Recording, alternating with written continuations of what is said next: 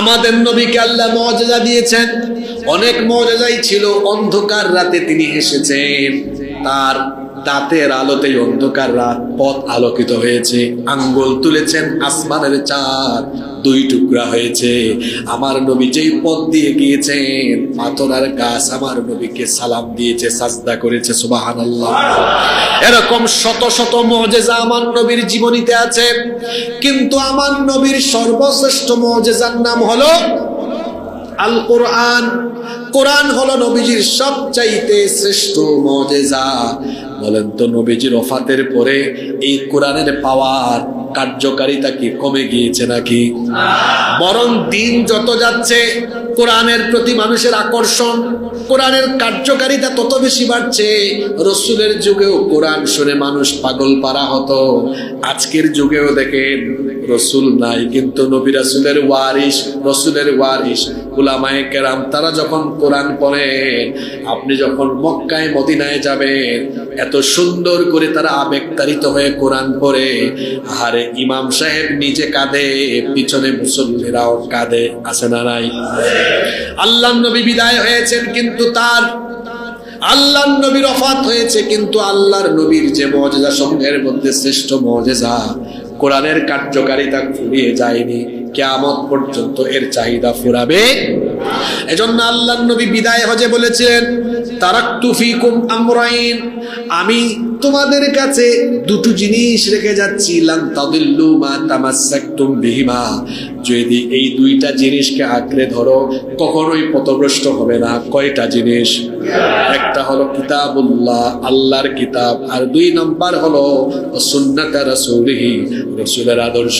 এই দুইটা জিনিসকে যারা আঁকড়ে ধরবে তারা হেদায়েতের পথে, জান্নাতের পথে পরিচালিত হবে। তাহলে 1 ঘন্টা ওয়াজ শুনে সিদ্ধান্ত এটাই নিতে হবে যে কোরআনের পথে আর রাসূলের আদর্শের উপরে অটল থাকতে হবে। রাজি আছেন? এবার আমাকে 5 মিনিট সময় দিতে হবে, নাকি দোয়া করে দিব?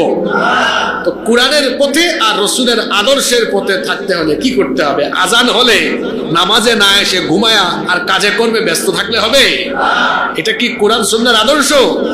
আজান হবে সাথে সাথে আমি নামাজে চলে আসব, কারণ একজন মুমিনের সবচেয়ে বড় পরিচয় হলো সে নামাজি হবে। যার মধ্যে নামাজ নাই তার মধ্যে ঈমান। এজন্য যুবক ভাইদেরকেও বলবো, আপনাদেরকে নামাজের সামনের কাতারে চলে আসতে হবে। এখন মুরব্বী বাবারা রাগ করেন না, এটা কোন জাতের হুজুর আসলো আমাদেরকে পিছনের কাতারে দিয়ে যুবকদেরকে বলে সামনে আসার জন্য। বাবারা রাগ করবেন না, মৃত্যুর আগেই যদি দেখেন আপনার ছেলে পেলে, আপনার নাতিরা চোখের সামনে নামাজ আদায় করছে, তাহলে বলেন তো কলিজাটা ঠান্ডা হবে কি হবে না? এটা তো আমরা সবাই চাই। আর যুবকরা যেদিন এগিয়ে আসবে দ্বীনের জন্য, এভাবে তারা যখন এগিয়ে আসবে, তখন ইসলামের বিস্ফোরণকে কেউ আর ঠেকাতে পারবে না। যেন যুবক ভাইদেরকে বলবো, আজান হয়ে গেলে সবকিছু বাদ দিয়ে আগে নামাজে চলে আসতে হবে। ফজরের সময় ঘুমায়া থাকলে হবে না, কারণ জোহরের আগে আমাদের জানাজা রেডি হওয়ার সম্ভাবনা আছে না নাই? নামাজের ব্যাপারে কোনো গাফলতি করা যাবে না, কারণ নবীজি বলেছেন যার মধ্যে নামাজ নাই তার মধ্যে ঈমান।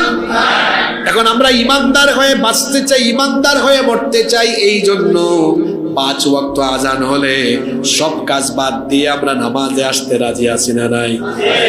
কোরআন সুন্নাহর পথে চলতে হলে নিজেকে নামাজি বানাতে হবে।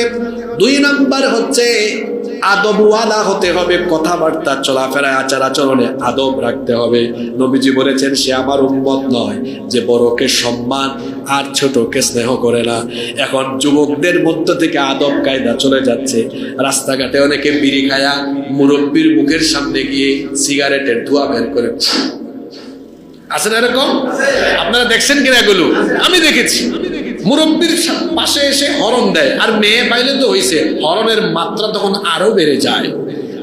এরকম কাউরে পাইলে আমি জিজ্ঞেস করি, কিরে তোমার হঠাৎ করে এত তেল, এত গিয়ার কোত্থেকে আসলো?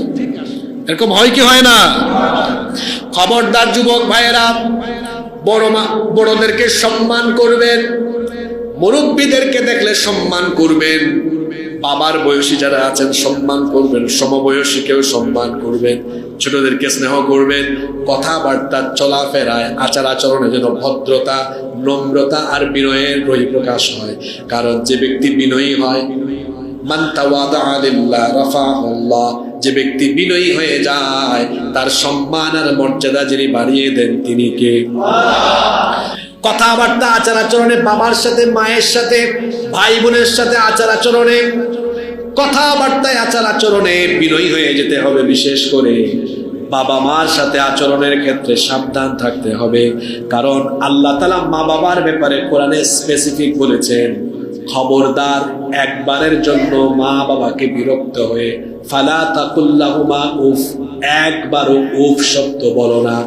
যদি উফ শব্দ বলো, মা বাবাকে যদি একবার শুধু আঘাত করে ফেলো, জাহান্নাম তোমার জন্য অবধারিত হয়ে যাবে।